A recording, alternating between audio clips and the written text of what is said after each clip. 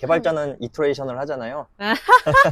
이것도 그렇게 발전 나가는 거죠. 처음부터 완벽하게 말고 맞아요. 한 70% 정도만 완성하면서 계속 발전시키는 거죠. 개발하시는 분들은 한 번쯤은 다 스쳐 지나가셨을 거라서. 좋은데요? 좋습니다. 구독 좀 해달라고 하세요. 네. 안녕하세요.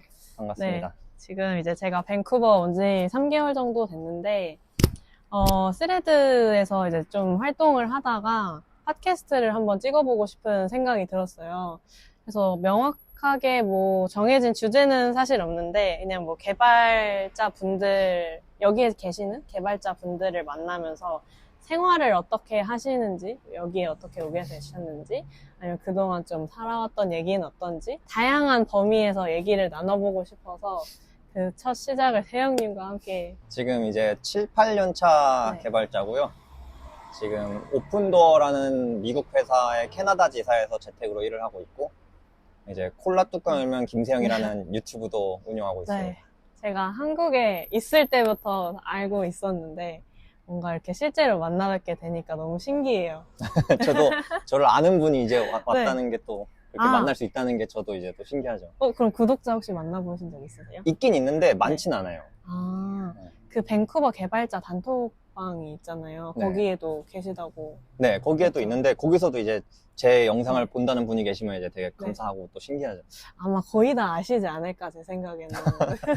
저도 간단하게 소개를 하자면, 저는 한국에서 스타트업에서 리액트 네이티브 앱 개발로 한 3년 정도 일을 하다가 해외 경험 해보고 싶어서 코업 학교로 지금 오게 된 세영님이 어떻게 해서 밴쿠버 생활을 하게 되셨는지. 일단 아무래도 어릴 때 네. 이제 부모님이 오면서 네. 같이 딸려온 케이스라서 아, 언제부터 그러면은? 저는 이제 여기를 2002년에 왔어요. 그러니까 제가 초등학교를 졸업하고 왔죠. 와서 여기서 하이스쿨을 다니고, 초등학교 7학년 다니고, 네. 하이스쿨 다니고, 네. 대학 나와서 회사를 다니게 된 약간 그냥 전형적인 길을 밟고 왔죠. 1학년 때 저는 UBC를 나왔는데, 아, 거기는 그냥 엔지니어 과가 있어요, 1학년 네, 때는. 네. 그 안에 이제 뭐 케미컬 엔지, 컴퓨터 엔지, 일렉트릭 네. 엔지가 나눠지는데, 네. 그때 처음에 들어갈 때는 이제 그냥 기계를 좋아하니까 뭘 할지는 모르겠고, 미케니컬 엔지 가야지 하고서 엔지니어링을 들어갔다가, 거기서 이제 코딩 코스를 하나 배워요, 1학년 네. 때. 근데 그걸 듣는데 너무 재밌어가지고, 오. 그때 이제 컴퓨터 엔지로 길을 바꿨죠. 그리고 이제 친구들은 아무래도 컴퓨터 엔지 같이 나왔으니까, 이제 주변에 그쪽 친구들도 많이 있고. 저는 지금 6개월 동안 웹 디벨롭먼트 과정을 배우고 그 다음에 일을 구하려고 하고 있는 상황인데 생각이 많아지는 것 같아요. 개발자로 어쨌든 일할 수 있는 회사를 계속 쭉 찾아보고 있기는 한데 이 코어 프로그램에서 지원해주는 게 그렇게 많지는 않더라고요. 코로나 이후라기보단 그 이후에 이제 경제가 안 좋아졌잖아요. 네. 다 금리 올라가고 회사들 다 레이오프하고 막 네. 그런 트렌드가 되면서 지금 타이밍이 아무래도 되게 안 좋은 타이밍이긴 해요. 잡을 찾기가. 그렇죠. 그 7개월 전에 영상 올려주셨을 때 아마 비슷한 얘기를 하셨던 것 같은데 그게 그쵸. 상황이 좀 이제 오래 지속되고 있는. 네, 최근 한 2년 동안 좋지 않은 상황이에요. 네, 그게 지금 완전 최근에 살짝 나아지고 있긴 해요. 금리 인하를 이제 미국이 조금 했잖아요. 지금 또, 근데 최근에 또 이제 그게 또 더 인하하기 힘들 거다 뭐 이런 말이 나오고 있긴 한데, 어쨌든 그러면서 회사들이 살짝 하이어링을 조금 늘리긴 했는데, 그래도 많이 나아지진 않았고요. 어쨌든 그게 시니어 이상 레벨은 지금은 나쁘지 않아요. 근데 이제 주니어나 인터미디엇들이 아직도 안 좋은 상황이죠. 본론으로 얘기하고 싶었던 걸로 돌아가자면은 세영님은 이렇게 쭉 커리어를 이어가시면서 뭔가 삶에 대한 방향도 고민을 많이 하시는 편인가요? 아니면 그냥 개발이 단순히 재밌어서 그냥 이거를 쭉 해보자 해서 하다 보니까 여기까지 오게 된 건지? 약간 복합적인 것 같아요. 네. 그러니까 단순히 코딩이 재밌어서 네. 개발을 한 거는 맞는데, 네. 그러다 보니 여기까지 온 것도 맞긴 한데, 원래 이제 대학생 때 이제 계획은 어쨌든 이제 저는 계획을 많이 짜거든요. 그때는 한 2, 3년 일을 하고 네. 그만두고선 이제 나만의 앱이나 게임을 만들어 보자 이런 계획을 갖고 있었어요. 근데 이제 집안 상황 때문에 일을 그만두긴 좀 힘든 상황이 돼서 일을 계속 하다 보니 그전 게임 회사에 한 6년을 다녔거든요. 거기서 이제 3년만 일하려고 했던 건데, 그렇게 다니다가 그 다음에 어떻게 기회가 돼서 이직을 생각을 하게 됐어요. 그때 이제 그러니까 원래는 이제 제가 제일 좋아하는 회사가 페이스북인데 페이스북이 게임을 안 만들거든요. 네. 근데 저는 게임을 만들고 싶었단 말이에요. 그래서 안 가고 있다가 페이스북에서 2, 3년 전쯤에 게임 플레이 엔지니어로 인터뷰를 보자고 연락이 왔었어요. 네. 걔네가 이제 VR, AR 쪽 게임을 만들다 보니까 네. 그래서 내가 제일 좋아하는 회사에서 게임을 만들 수 있다면 가야지 하면서 인터뷰를 시작했죠. 그러면서 근데 제가 다른 영상에도 얘기했지만 이제 컴퓨팅 오퍼를 만들기 위해서 다른 회사들도 다 지원했어요. 그때. 그렇죠. 그때 엄청 많이 지원하셨다고 이렇게 영상. 네, 맞아요. 네, 그때 몇십 군데 했는데 그때 이제 경제가 안 좋아지면서 페이스북이 하이어링을 프리즈를 해가지고 막 제가 전날에 바로 면접 취소되고. 네, 막 그런 일들 바로 전날은 다른 회사였는데 메타도 인터뷰 보기 얼마 전에 바로 이제 캔슬이 된 거죠. 그래가지고 인터뷰를 못 보게 되고 그래가지고 어쩌다 보니 지금 다니는 오픈도어라는 곳에 들어온 건데 그때 이제 또 들었던 생각이 원래 제가 3년만 일을 하고 그만둘 생각이었기 때문에 미국 회사를 알아보질 않았었어요, 처음에. 근데 2, 3년 전에 미국 회사를 알아보니까 캐나다랑 연봉 차이가 엄청나는 거예요. 그래서 그때 내가 대학생 때부터 미국 회사 갔으면은 훨씬 더 많은 돈을 벌 수 있지 않았을까, 그리고 훨씬 더 커리어 쪽으로 기회가 많지 않았을까 이런 생각을 하면서 좀 후회를 하긴 했죠. 항상 더 나은 옵션을 생각하면서 뭔가 좀 후회가 가끔 생기기도 하기 마련인 것 같아요. 그쵸. 네. 그래서 그때 이제 계획대로 되지 않아가지고 좀 많은 걸 후회했던 그런 경험도 있고요. 지금도 어쨌든 제 걸 혼자 뭔가를 만들고 싶은 생각이 계속 있어서 빨리 회사를 그만두고 싶은 생각은 계속 하고 있어요. 그러면 지금 시간을 좀 틈내서 진행하고 계신 게 있으세요? 지금 아직도 또 미국을 아예 가서 살 생각도 하고 있기 때문에 그럼 이직을 한 번 더 해야 되잖아요. 그래서 이직 준비를 또 조금 하고 있어요. 코딩 연습이랑 시스템 디자인 준비랑 그런 걸 준비를 하면서 일단 미국을 가고 거기서 이제 레주메에 그런 팬급 회사를 한번 올려놓으면은 그 다음에는 뭐 이직하기도 쉽고 내가 혼자 뭔가를 만들었을 때 그것을 사람들이 믿게 만들기 위한 그런 게 훨씬 잘 되잖아요. 신뢰도가 높아지니까. 그래서 일단은 그거를 생각하고 있고 그 후에 이제 혼자서 뭔가를 해야겠다라는 생각을 하고 있죠. 기본적으로 그 계획을 짤 때 저는 모든 오퍼튜니티를 다 일단은 생각을 해보는 거를 추천해요. 그러니까 제가 미국 쪽을 생각 안 했던 것처럼 그래서 나중에 후회하게 됐던 것처럼 다임도 다른 나라 가는 것도 생각해보고 뭐 이미 오셨지만 그걸 생각하셨기 때문에 혼자 이걸 해보는 것도 생각을 해보고 아니면은 석사나 박사 인공지능을 따서 인공지능 지금 핫한 그 길로 가는 것도 생각을 해보고 다 생각을 해본 다음에 거기서 이제 추리면은 좀 더 나중에 후회하지 않을 선택을 할 수 있지 않을까 생각을 하고요. 뭔가 얘기하다 보니까 개발적으로 계속 가긴 했었는데 또 궁금했던 거는 뭔가 세영님은 개발 일 제외하고 삶의 행복을 어떻게 찾으시는지 보통 이런 주제에 대해서 막 얘기하는 거 좋아하시나요? 네, 저는 인생 얘기하는 거 되게 좋아해요. 네, 저도 사실 되게 좋아하거든요. 그래요? 그냥 단순히 막 일을 하려고 태어난 건 아니니까 일은 물론 삶을 살아가는데 정말 중요하지만 그 외의 것에서도 어떻게 행복을 얻느냐가 정말 중요한 것 같거든요. 행복을 얘기하면 보통 그냥 좋아하는 걸 하는 거랑 성장하는 데서 행복을 많이 느끼거든요. 그래서 저는 그러니까 인생에서 항상 저는 계속 성장을 생각을 해요.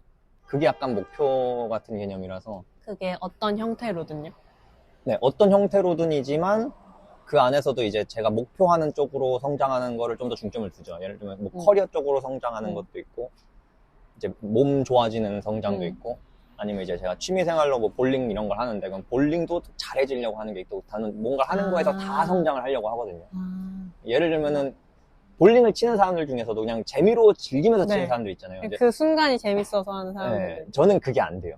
저는 뭔가... 제가 잘해져야 돼요.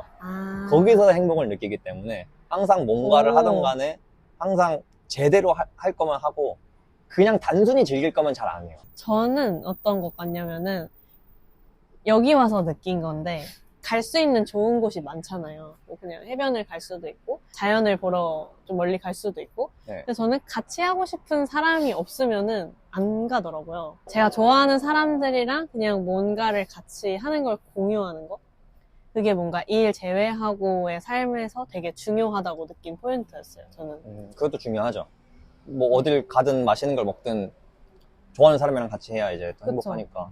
그게 되게 크더라고요, 엄청. 그래서 외로운 건 없는데 이런 걸 했을 때 이 사람들이랑 같이 했으면 참 좋았겠구나 라는 게 저는 여기 와서 제일 크게 느낀 거예요. 원래 친하고 좋아하던 분들이 한국에 있어서 그걸 느끼게 된 있으니까. 그쵸. 그러면 한 10년 뒤에는 어떤 거 하고 계세요? 어떤 거를 하고 있고 싶으세요? 저는 일단은 유튜브로 유명해지고 싶어요. 저는 세영님이 그 여기에서의 개발 관련된 지식을 이제 전달하는 거에 포커스가 엄청 돼 있잖아요. 네. 그것만으로 이미 충분히 가치가 있다고 생각해요. 왜냐면 그냥 막 유튜브 시작해서 뭐 브이로그 그냥 올리는 사람도 있고 그렇잖아요. 그쵸. 뭐 개인 기록용으로는 좋은데 정말 이걸 키우고 싶다라고 하면은 진짜 딱 필살기가 필요하잖아요. 그쵸. 네, 제 세영님은 엄청 필살기가 강력하신 것 같아요. 영상 전개 방식이 엄청 차별점이 있다고 생각하거든요. 재밌어요? 네, 저는 재밌어요. 아, 그래요? 다 좋아하시는 분들 엄청 많으시잖아요. 네, 생각보다 재밌다고. 있더라고요. 제가 그냥 가만히 앉아서 말만 하면 심심할까봐 네. 뭐 이것저것 해보는 거거든요. 네. 근데 그걸 다행히 재밌다고 봐주시는 분들이 있어가지고. 음, 말을 제가 재밌게 하는 편이 아니라서 약간 그런 식으로라도 영상 아. 자체가 재밌을 수 있게끔 하려고 하는 게 있어요. 아무튼 그렇게 해서 10년 뒤에는 네. 유튜브 10만 명 구독자는 있어야 되지 않을까. 10만 명은 충분히 가능하지 않을까요? 그럼 너무 좋겠는데. 음. 그거랑 이제 가능하면 미국 회사 다니고 그만둔 다음에 뭔가 혼자서 그러니까 그만뒀든 아니든 간에 뭔가 혼자서 패시브 인컴을 만들어낼 수 있는 뭔가가 있지 않을까 그렇게 생각을 하고 있어요. 그게 그쵸. 뭐 유튜브만일 수도 있겠고 유튜브나 어쨌든 그걸로 돈을 벌 생각이니까 그거나 뭐 앱을 만들던 뭘 하던 간에 뭔가 나만의 뭔가가 있지 않을까 생각을 해요. 10년 뒤에는.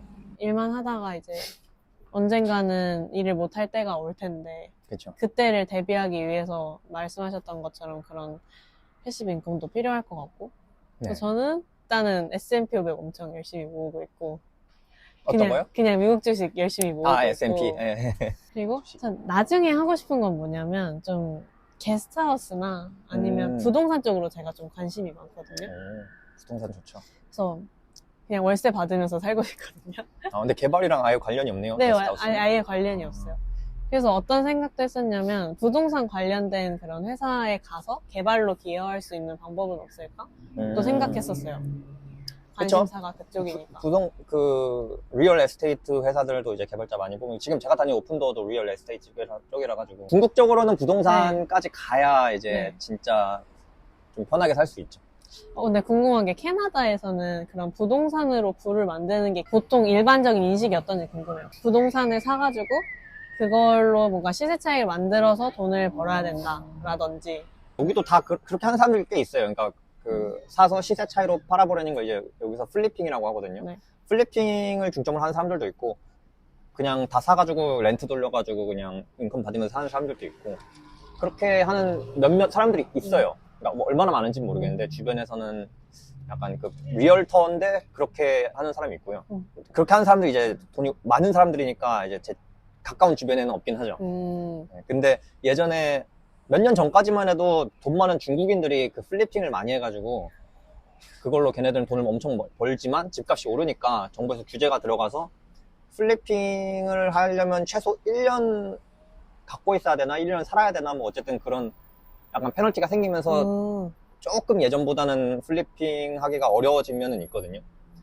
그래서 일단 사람들이 안 좋게 보는 면은 있죠. 그거를 자꾸 하면은 집값의 영향이 커지기도 해서. 근데 어쨌든 돈을 벌고 싶어 하는 사람들은 그런 거를 맹목적으로 하기도 하죠. 유학생도 되게 많아져가지고 집값도 엄청 오른 영향도 있잖아요. 그쵸. 캐나다가 네. 다 받아들여가지고 네. 사람들은 들어오는데 집은 없고. 그래서 저도 지금 되게 비싸게 내고 있거든요. 한 몇 년 전만 해도 그 정도까지 아니었다고 하는데 한 1.5배에서 2배 정도는 맞아요. 는 것 같고. 네, 3년 전에 비하면은 네. 확 뛰었죠. 그래서 캘거리 쪽으로 가는 사람들도 조금 생겼고, 또 거기다가 이제 개발자는 이제 재택이 가능하니까 미국도 그렇지만 자기가 풀 재택 다닌 사람들은 좀 싼 지역으로 이사 간 사람들도 꽤 있더라고요.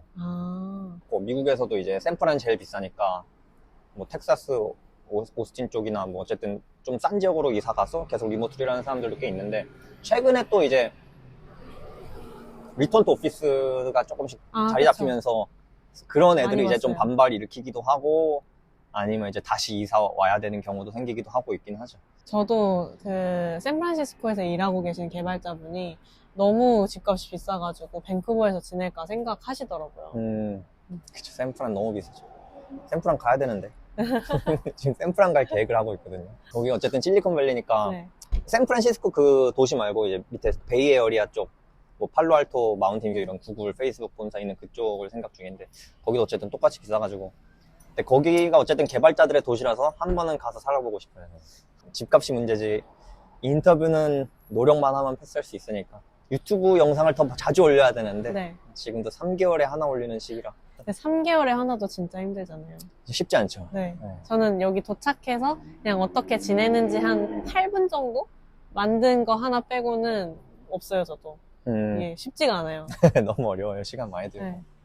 다희님은 유튜브를 어떤 목적으로 하시는 거예요? 저는 일단 개인 기록용으로 하는 것 같아요. 올리고 싶은 거 관심사 기준으로 올리거든요. 그래서 이렇게 이야기하는 걸 제가 좋아해가지고 이런 종류의 팟캐스트 올리거나 아니면 그냥 뭐 지인이랑 여행 갔던 거 올리거나 아니면 개발자로 생활하면서 관련된 거 올리거나 그 정도인 것 같아요. 춤도 올리시던데. 네, 맞아요. 아, 제가 춤을 좋아해요.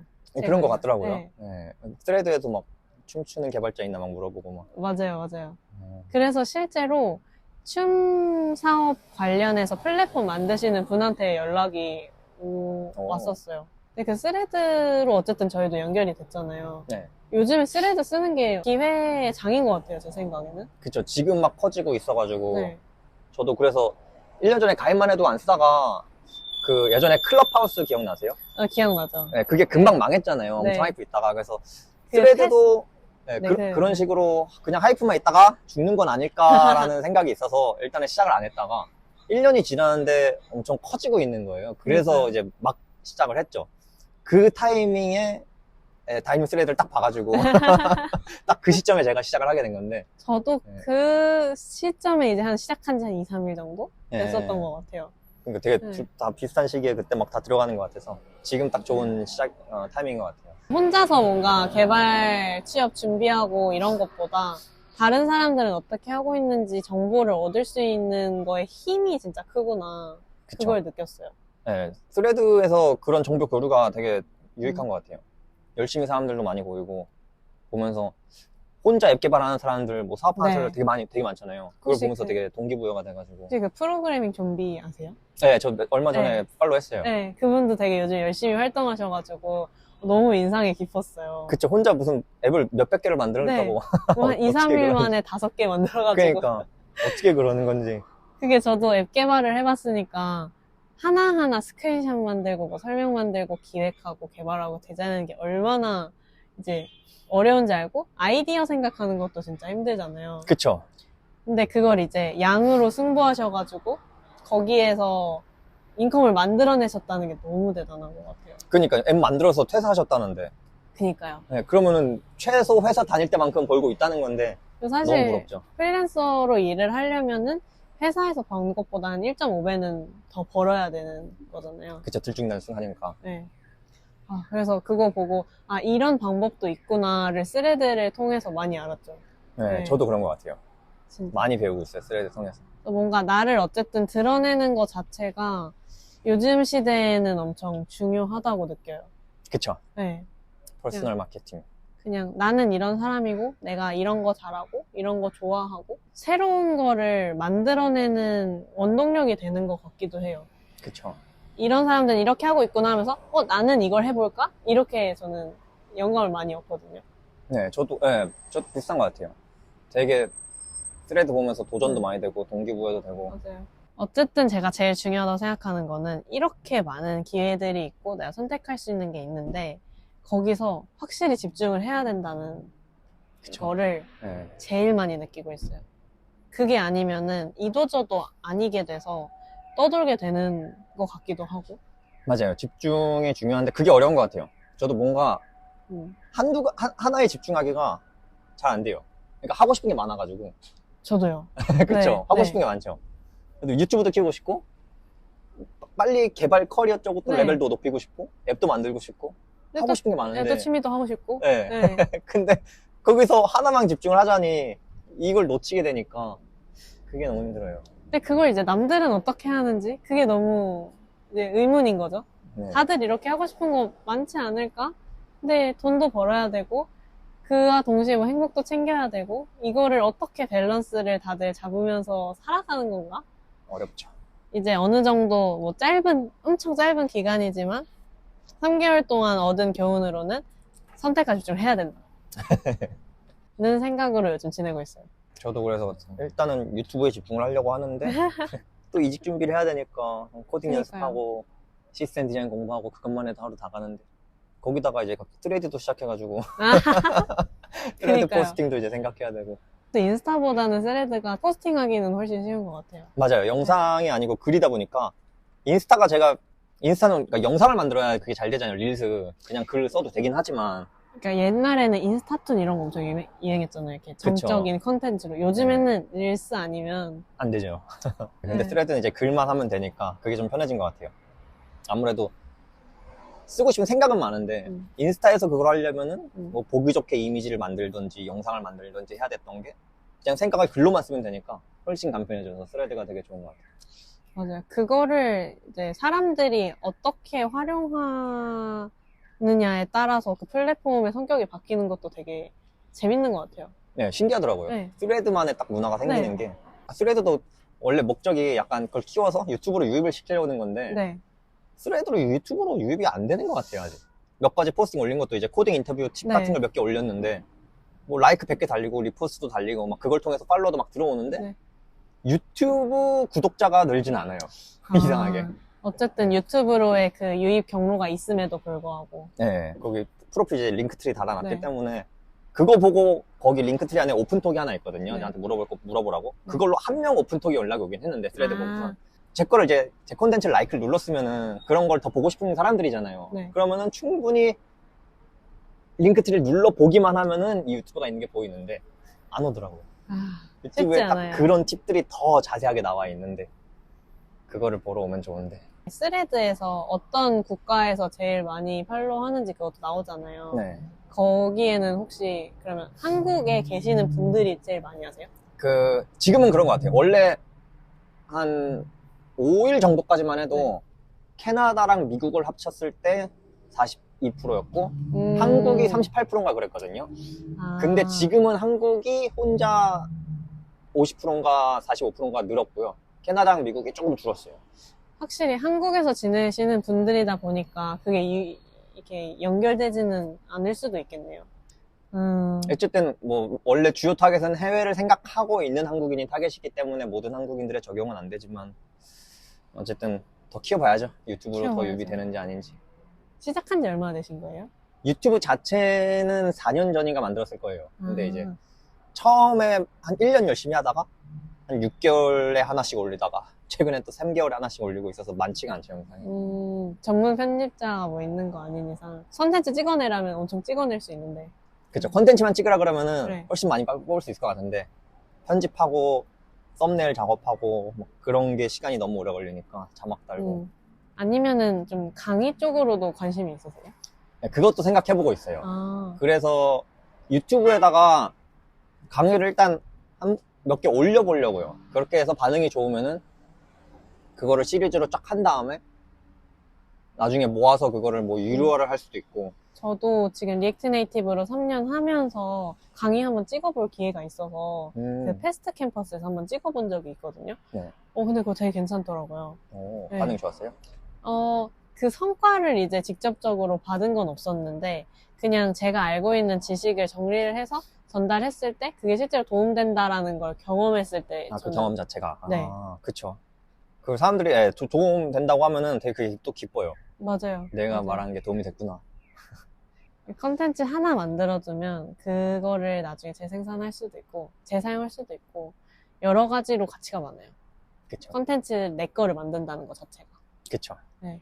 그게 진짜 중요한 것 같아요. 제가 몇 년 전부터 생각하는 게 기술의 발전이 일어나고 이제 인공지능까지 나오면서 직장 뭐 포지마다 다르겠지만 많이 인간이 필요 없어지고 있잖아요, 점점. 저는 그래서 점점 컨텐츠 크리에이터의 시대가 온다고 생각을 하거든요. 맞죠. 저는 저도 그래서 너무 느끼고 있는 것 네, 중에 하나예요. 그렇죠. 유튜브나 그런 거를 지금도 이미 많이 하고 있지만 지금이라도 들어와야 그런 컨텐츠 크리에이터로서 살아갈 수 있는 걸 알 수 있기 때문에 저는 좋다고 생각을 해서. 나만의 그 스토리가 확실히 있으면 나만이 그건 할 수 있는 거잖아요. 나만이 가지고 있는 이야기고 그게 진짜 힘이 큰 것 같아요. 그쵸. 맞아요. 그거는 인공지능이 대체를 못하기 때문에. 저는 전에 회사에서 제일 크게 느꼈던 경험 중에 하나가 원래는 앱을 들어가기 위해서 필요한 경로가 그냥 회원가입하는 거였거든요. 근데 거기를 완전히 싹 갈아엎으면서 이 루틴 관리 서비스 어플이었어요. 그래서 그 루틴 관리를 왜 해야 되는지를 온보딩에서 이제 설명을 하나하나 시키면은 좀 더 회원가입률이 올라갈 거다라고 했는데 실제로 이제 그 성과가 있었거든요. 그걸 보면서 내가 이걸 왜 해야 되는지를 알고 그 스토리를 알고 하는 거에 대한 중요성을 엄청 많이 깨달았어요. 콘텐츠 만들 때도 사람들이 스토리를 더 몰입해서 본다 뭐 그런 얘기도 많거든요. 그러니까 캐나다에 어쨌든 와가지고 이렇게 하는 게 나중에 어떤 식으로 발현될지는 모르겠지만 그냥 제 스토리를 만들어가는 과정 중에 하나가 아닐까 싶어요. 한국에 있었고 스타트업 했고 캐나다 와서 이걸 해보고 저도 약간 그래서 브이로그도 가능한 올리려고 하고 있어요. 엄청 궁금해요. 아 그래요? 그래서 여행 갈 때 브이로그를 가능한 찍어요. 그래서 찍어둔 거 엄청 많으시겠네요. 네, 찍어둔 건 많은데 아직 못 올리고 있죠. 예전에 뭐 브이로그 몇 개 올린 건 있는데 어쨌든 이번에 최근에 한국, 일본 갔다 온 것도 있어서 올려야 되고. 얼마나 갔다 오셨어요? 일본 2주, 한국 3주 갔다 왔어요. 그러면은 이제 일도 같이 하시면서? 그때 이제 휴가를 다 써서 갔다 왔어요. 모아놨다가. 5주를 쉴 수 있어요? 네, 휴가가 최대 20일이고요. 네. 거기에 이제 할러데이 껴있는 거랑 해가지고 5주를 딱 맞췄어요. 그 캐나다 공휴일 기준으로 있는 거 네, 빼가지고. 네, 그 5주 안에 휴일이 이틀이 있고요. 그리고 20일을 딱 쓰는데 베케이션 쓰는 도중에도 베케이션이 쌓인단 말이에요. 그럼 쌓이는 도중에 1일이 더 늘어서 1일 더 휴가를 쓰고 그런 식으로 해가지고 5주를 꽉 쉬었어요. 그리고 식데이는 또 따로 있기 때문에 뭐 아파지면 식데이는 쓸 수 있고 아직도. 식데이라고 식데이. 아파지면 쓸 수 있는. 그것도 날짜가 정해져 있어요? 네, 저희가 회사마다 다른데 저희는 그거는 1년에 5일을 줘요. 지금 그러면 프론트엔드만 다루세요? 네, 지금 프론트엔드만 하고 있어요. 웹데브 배우는 거는 백엔드도 배우는 거예요, 거기는? 아니요, 여기서 집중적으로는 안 다니고. 거기서도 프론트 위주예요? 근데 사실 커리큘럼이 이게 백그라운드 없는 사람도 한테도 열려 있는데 제가 생각할 때는 불가능해요. 그래서 백그라운드 있는 사람만 가능한. 이 코어 프로그램 자체에 모순이 엄청 많아요. 왜냐면 그러니까 캐나다 대학교에서도 코어 프로그램을 보통 한 6, 7번씩 한다고 저는 들었거든요. 네, 4, 5번 보통. 그게 대학교 기간 동안 해야 되는 거잖아요. 네. 그래서 그 포지션을 대상으로 열려있는 이제 잡이 많은데 그냥 일반 뭐랄까 그런 대학교가 아니라 그냥 컬리지 코업으로서 할 수 있는 포지션이 명확하게 없어요, 지금. 그러니까 만약에 그런 코어 포지션이 있다라고 하면은 그거는 이제 그냥 대학교에서 진행하는 코업 학교 학생들을 위한 거고. 그쵸. 저희가 할 수 있는 게 사실 없죠. 그 코어 프로그램이지만 그 학교랑 연계된 그 회사들 코어 프로그램을 포지션은 못 들어가는 거죠, 지금? 그냥 네. 인턴십 자리만 들어갈 수 있는 거죠? 네, 근데 그 인턴십 자리도 그게 뭐 되는지 명확하지가 않고 저희 지금 코업 학교에서 이렇게 다이렉트로 연결해주는 그런 회사가 없어요. 이렇게 올려주는 회사들은 있는데 이걸 그냥 지원해봐라 이거고 거기랑 완전히 취업을 연계시켜줘서 연결까지 해주는 게 아니에요. 그래서 일부 컬리지는 그거를 개런티를 보장해준다라고 해서 마케팅 하는 데도 있는데 그런 데는 또 연결을 시켜주는 곳으로 무조건 가야 된다고 하더라고요. 그래서 저는 이제 그것보다는 뭔가 선택을 더 하고 싶다라고 해서 그냥 온 건데 생각보다 그 열려있는 포지션이 이제 많지 않아서 뭔가 지금 코업 학교 학생들이 맞게 할 수 있는 포지션에 개발자들이 과연 있는 건가. 그래서 그냥 파트타임 하시는 분들 되게 많아요. 일반 워홀 오셔서 뭐 카페나 아니면은 서버나. 그게 더 힘든 부분이긴 하죠. 저도 대학생 때 이제 코어 프로그램을 못 들어갔거든요. 아, 그래요? 네, 그 성적에 따라 들어가는데 네. 1학년 때 이제 많이 놀아가지고 성적이 안 좋았어요. 근데 코업을 2학년 때 시작을 하는데 2학년 때 성적이 안 좋아서 못 네. 들어갔어요. 그래가지고 혼자서 그냥 인턴십을 찾아야 됐는데 그때 이제 저도 이제 학교랑 회사들이 학교 그 게시판에다가 이제 오픈 포지션 다 올리거든요. 코어 네. 프로그램에 있는 네. 애들은 볼 수 있게. 근데 네. 저는 그 프로그램에 안 들어가서 그걸 볼 수도 없고. 아, 진짜요? 네. 아니, 보지도 못하게요? 네, 못 봐요. 그리고 회사들이 코어 그 학교에서 연결돼 있는 곳들은 그 학교를 통하지 않고 그냥 인턴십을 안 받아주는 경우가 많기 때문에 그래서 저도 그것 때문에 많이 힘들었어요. 그래서 하나하나 다 찾아가서 나 코어 프로그램이 있지 않은데 인턴십 할 수 있냐? 이걸 다 물어보면서 되는 곳만 이제 찾아서 어플라이 한 거죠. 그렇구나. 그렇게 해서 인턴십을 보통 몇 개월 정도 진행을 해요? 보통 3, 4개월씩 하는데 보통 4개월 해요. 그럼 이게 도움된 질문일지는 모르겠는데 저 같은 코업 학교 학생들이 그렇게 3개월씩 하는 거에 지원을 했을 때 그 회사에서 이 학생에 대한 인식이 어떤지가 궁금해요. 뭐 이제 대학교를 여기서 나온 게 아닌데 그렇지 않은 학생들을 3개월 그렇게 인턴하는 걸로 과연 받아주나? 영주권을 뭐 준비해도 모자르다고 생각하는데 준비하지도 않는 학생을 여기에서 이렇게 3개월 뭐 그냥 일하게 하는 것 자체가 그 회사의 목적에 맞나 이런 약간 의문이 들더라고요. 그쵸. 일단 기본적으로는 회사가 인턴을 받는 이유가 어쨌든 그런 학생들을 키워서 걔는 거기 중에 잘하는 애들을 찾아서 리턴 오퍼를 그렇죠. 주려고 하는 목적이 일단 크죠. 그럼 학교 졸업하고 자기 회사로 올 거니까. 근데 꼭 그게 아니더라도 회사들이 다 그런 식으로 인턴들을 키워놓으면은 그 중에 경력 좋게 졸업한 애들이 어쨌든 회사들로 퍼질 거고 그 중에 자기 회사도 있을 거고 해서 그런 식으로 키우기도 하는데 회사마다 정말 많이 다르겠죠. 이거. 네, 회사마다 다른 부분도 있고 또 회사에서 비자나 영주권까지 지원을 해줘야 되는 경우에는 안 하려는 그런 그쵸. 거는 좀 크죠. 자기 회사에 올 확률이 없는 학생이라도 비자 같은 걸 준비를 안 해도 된다면은 어렵지 않게 받아줄 수 있는데 비자 같은 걸 준비해야 된다고 하면 좀 더 메리트가 있는 학생들만 이제 받아주겠죠. 네, 그래서 그 경력직도 회사에서 비자 스폰서를 받아야 일할 수 있는 사람들은 훨씬 어플라이 할 때 그 회사에 맞게 JD에 맞게 조금씩 다 수정을 하세요? 조금요. 그거를 회사마다 저는 수정하지 않고요.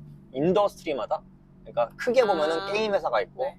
웹 회사가 있고 뭐 시큐리티 회사가 있고 막 그런 식으로 나눌 수 있잖아요. 저는 그러면은 게임 회사용, 웹 회사용 이렇게 보통 2개면 돼요. 저는 제가 가는 쪽이라서 그렇게 2개로 나눠서 그냥 어플라이 하죠.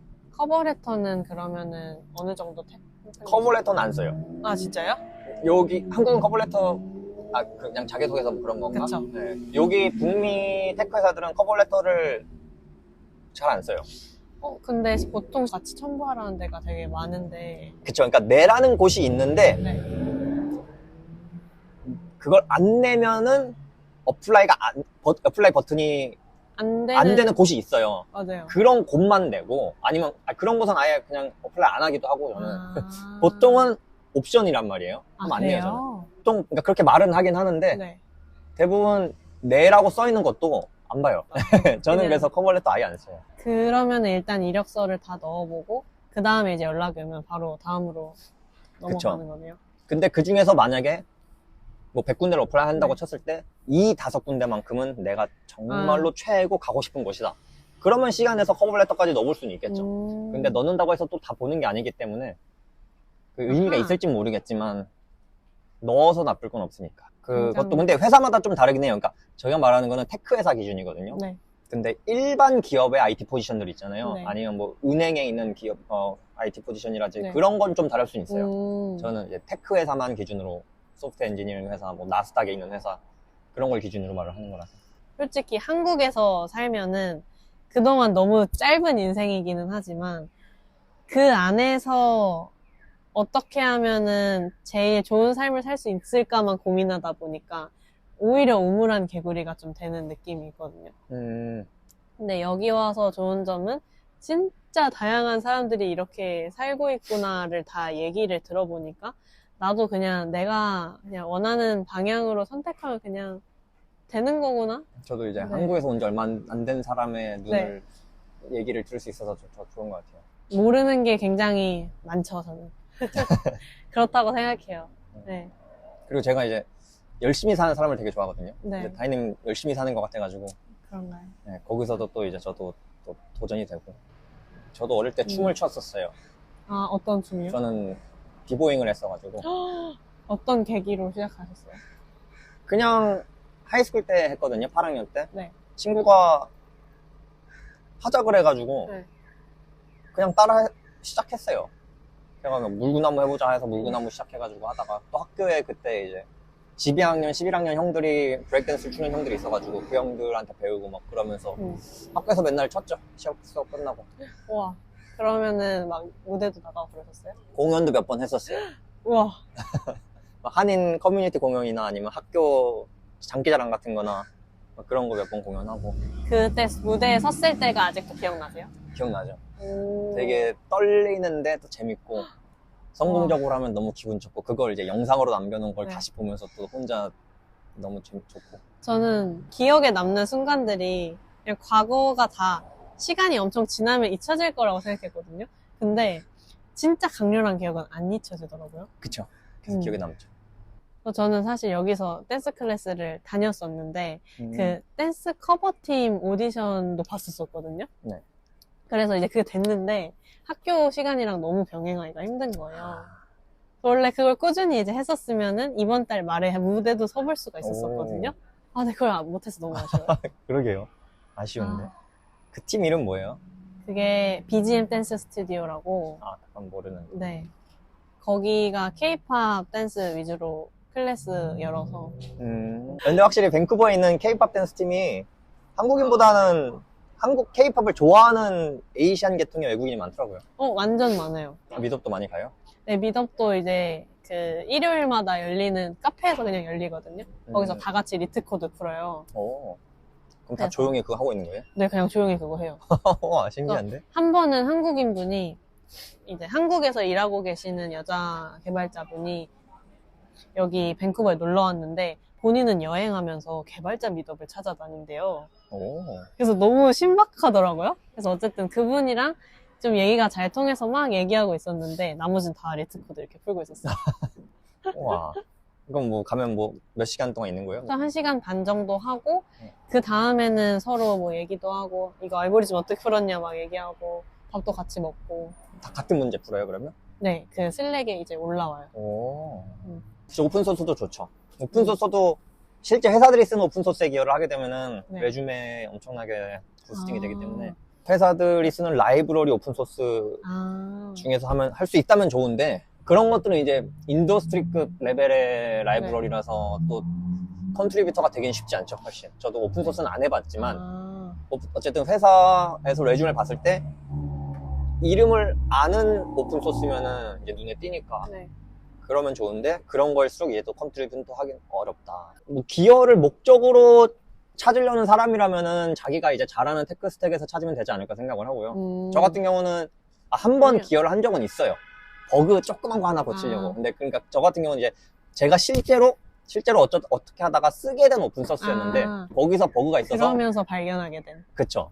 그거를 이제 아. 내가 쓰려면은 내 로컬에서 네. 이거를 고쳐서 쓰고 있긴 했지만 어차피 고친 김에 리퀘스트를 넣어보자 해서 풀 리퀘스트를 넣어서 멀지 시킨 적은 있는데 그런 식으로 실제로 쓰는 거를 하는 게 이제 좀 더 열정을 가지고 하기가 좋죠.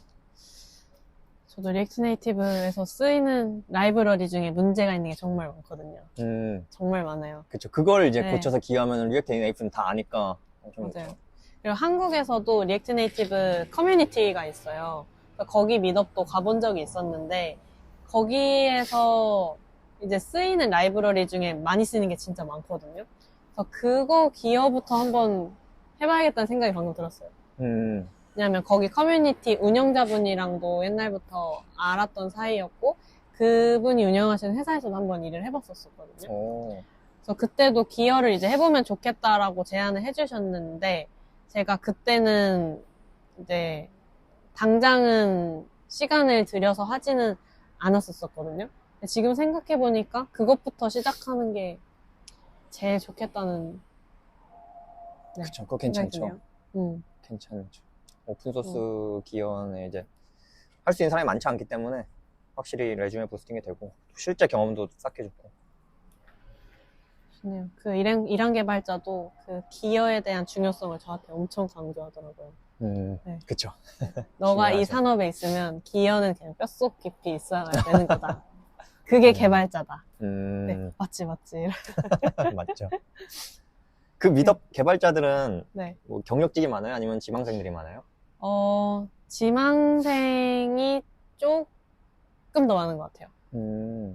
그래서 이제 막 그냥 시작한 사람들도 있고, 경력 되게 많으신 분도 있고, 다양해서 좋아요. 네. 그럼 미덕 같은 거 막 자주 나가요, 원래? 그냥 저도 그 미덕 그 플랫폼 있잖아요. 거기에다 디벨로퍼 이렇게 해서 바로 앞에 나온 거 골라서 간 거였거든요. 그래서, 딱 그거 하나 가본 거여가지고, 뭐 많이 갔다고 할 수는 없지만, 이렇게 여러 가지로 넓히기 좋은 것 같아요. 그것도 한번 브이로그 찍어서 올려봐요. 그럴까요? 그 제가 네. 후회하는 것 중에 또 하나가 20대 때 네. 특히 대학생이나 취업 초반 뭐 그때가 네. 이제 제가 가장 활동적이고 뭔가 여러 가지가 많이 일어나잖아요. 맞죠. 그거를 브이로그로 안 찍어놓은 게 되게 후회돼요. 네. 아까 말한 내 인생 스토리를 유튜브에 남길 수 있다는 면에서도 좋고, 또 그게 컨텐츠로서 사람들이 유입되게 해도 좋아서 유튜브를 키우기에 좋거든요. 그러니까 맞죠. 저 같은 경우도 이제 대학생 때 인턴십을 하러 여기저기 갔거든요. 미국도 가고 토론토도 가고. 그런 거를 브이로그를 찍었으면은 이거는 사람들이 많이 봤을 텐데. 그치, 이제 지금은 아니지만 과거에 이러이러한 게 쌓여서 지금의 세양님을 만들었구나 라고 납득시키기에도 되게 좋고. 그쵸. 그 스토리도 쫙 생기고 하는데 그때 그걸 안 찍어놓은 게 사진만 조금 남아있고 그게 너무 아쉬워요. 많이 찍어야겠네요. 네. 그래서 네. 사장님도 매주 리코드, 그러니까 외국 나가서 외국 리코드 모임을 갔다 뭐 이런 브이로그를 네. 찍어놓으면은 그게 또 스토리가 되고 하니까. 저는 뭔가 사람들 많이 만나서 이렇게 1대1로 얘기하는 것도 영상으로 많이 남겨보고 싶어요. 사실 지금도 잘하고 있는지는 모르겠거든요. 왜냐하면 질문이 되게 중구난방이고 뭔가 주제도 되게 이렇게 지금 들쑥날쑥했잖아요. 네. 처음이라서 당연히 좀 서툰 부분도 있지만, 근데 그렇게 하면서 그 사람과 내가 서로 더 깊숙한 얘기를 할 수 있다는 것에서 엄청 희열을 느끼는 것 같아요. 한 사람씩 깊게 아는 게 네. 대충 얕게 여러 명 아는 것보다 저도 낫다고 생각을 해서. 수다 떠는 거나 많이 찍어보려고요. 좋죠. 근데 좀 더 주제를 이제 집중을 할 필요는 있을 것 같아요. 네. 딱 정해놓고. 그것도 네. 괜찮죠. 네. 이렇게 하면서 이제 개발자는 이터레이션을 하잖아요. 이것도 그렇게 발전 나가는 거죠. 오, 되게 마음에 드는 그거였어요. 문장이었어요. 아, 그래요? 네. 오, 개발자는 이터레이션을 한다. 네. 그러면서 이제 코드로 계속 수정을 하고. 그쵸. 오, 처음부터 완벽하게 말고 맞아요. 한 70% 정도만 완성하면서 계속 발전시키는 거죠. 개발하면서도 항상 옛날에 느꼈던 게 뭐 한 달 전에 짠 코드도 진짜 너무 보기 싫고 그렇잖아요. 그쵸. 네. 실력이 계속 높아지는데. 네. 근데 그렇다고 지금부터 완벽하기가 애초에 불가능한 전제니까. 그쵸. 네. 하면서 찾아가는 거죠. 네, 완벽하려는 생각을 계속 버려야 되는 것 같아요. 개발도 그렇고 컨텐츠 만드는 것도 그렇고. 슬슬 마무리 해볼까요? 재밌었어요. 네. 팟캐스트 같은 건 저도 처음이라서 또 네, 주제를 완전히 개발로 놓고 인터뷰를 한 적은 있지만 이런 식으로 대화 형식으로 한 네. 거는 저도 처음이라. 그렇죠. 사실 개발로 한다라고 하면 그거는 뭐 여러 채널에서도 충분히 얻을 수 있는 정보니까 뭐 제가 그걸 집중적으로 개발 관련해서 얻을 수 있는 그런 인사이트라든지 지식 같은 걸 전달하기 위한 목적은 아니었어서 그냥 제가 할 수 있는 주제를 정한 것 같아요. 그냥 얘기하는 거. 많이 부족한 것 같지만 그래도 아니에요. 부족하지 않아요. MBTI가 네. 혹시 INT예요? 오 맞아. 맞아요? 그 다음 J인지 P인지는 모르겠고. 네, 일단 INT. 한 명 한 명씩 대화를 나누는 걸 선호한다는 거에서 이보다는 I지 않을까 생각을 했고. 맞아요. 저는 1대1이 진짜 좋아요. 네. 2대1? 근데 한 3대1 정도부터 약간 힘들고 그러니까 1대1로 해야지 서로 핑퐁이 엄청 잘 돼서 더 제가 원하는 대화를 할 수가 있어요. 네, 아까 인생 미래 계획 이런 거 생각 많이 한다고 했을 때 네. N인가 싶었고. 네. 또 얘기를 했을 때 F보단 T 같은 느낌이 있었어요. 오, 저도 한번 출연을 해볼게요. 그러면. ISTJ. 아니면 아쉬워요. ENTJ. 그것도 아쉬워요. 그래요? 둘 다 하나씩이 틀려요. J는 확실하신 것 같고 음, S도 맞는 것 같은데. S가 맞는 것 같아요. 아니에요? 모르죠. INTJ. INTJ, 네, 맞아요. INTJ. 오케이. 저도 오케이. 소수로 만나는 게 좋고, 미래 계획하고 막. S 면도 있어요. 그러니까 저는, 이게 사실 딱 나눌 수는 없어요. 저도 이거 나누는 거 안 좋아하거든요. 그쵸. 완전히 그것만 있는 사람은 없으니까. 네. 다 섞여 있긴 한데. 저도 T로는 보이는구나, J랑. 네. 근데 약간 S랑 N은 헷갈렸어요. 그냥 그럴 수 있어요. 그거는 S인 면이, 그러니까 제가 N이랑 S를 나누는 것 네. 중에 크게 나뉘는 게 데이터에 의존하느냐, 감에 의존하느냐 이 부분도 있고, 현실만 보느냐, 미래를 보느냐 이 부분도 있단 말이에요. 근데 저는 이제 감보다는 데이터를 중요시 여기지만 현실보다는 미래지향적이라서 이 부분에서는 S인데 이 부분은 N인데 이게 커서 결과적으로 N으로 나오는 편이라 S로 보이기도 해요. 아무튼. 그쵸. 그리고 또 개발자가 인티제, 인팁, 이티제 이런 쪽이 많아서 네, 그래서 우스갯소리로 IT라서 IT가 많다고. 그것도 말 됐네요. 근데 실제로 개발자들 중에 IT가 제일 많아요. 그쵸. 엄청 많죠. 생각을 해야 되고 혼자서 컴퓨터랑 있는 시간을 즐겨야 되고. 저는 앉아서 이렇게 하는 거 되게 좋아해요. 그쵸. 강한 것 같아요. 그래서 저는 그 일한 개발자한테 되게 자세가 이렇게 바르다는 칭찬을 들었었거든요. 딱 올바른 자세를 이러고 있는 게 좋다고요? 그러니까 이렇게 하거든요. 그래서 사실 원래 테이블 앉을 때도 이렇게 있어요. 여기 등에 안 받치고. 그래요? 근데 오늘은 그냥 편안해서 이렇게 했던 것 같은데 원래 항상 이러고 있어요. 오. 이렇게. 어떻게 하세요? 일하실 때? 저는 그냥 편하게 기대서 하는 이렇게요? 편인 것 같아요. 뭐 이럴 때도 있죠. 뭐 왔다 갔다 하긴 해요. 이렇게 하기도 하고. 근데 일반적으로는 좀 기대서 하는 편인 것 같고, 가끔 너무 불편하면은 여기 팔걸이 있잖아요. 네. 의자 위에 올라가서 팔걸이에 앉아서 할 때도 있어요. 팔걸이 앉아서요? 그럼 손 이렇게 내려놓고 약간 저 이렇게 보면 근데 하는데. 영상에서 왠지 본 것 같아요. 맞다. 영상에 한 번 그렇게 앉았었다. 갑자기 그걸 기억하시는구나. 네, 맞아요. 웃기다. 실제 일할 때 하는 자세예요, 제가 이거. 영상 열심히 보셨구나. 열심히 봤죠. 그래도. 감사하네요. 네. 앞으로도 챙겨볼 예정이에요. 네. 어제도 하나 올렸거든요. 아무튼 일단 영상은 이 정도로 마무리를 해볼까 싶습니다. 네.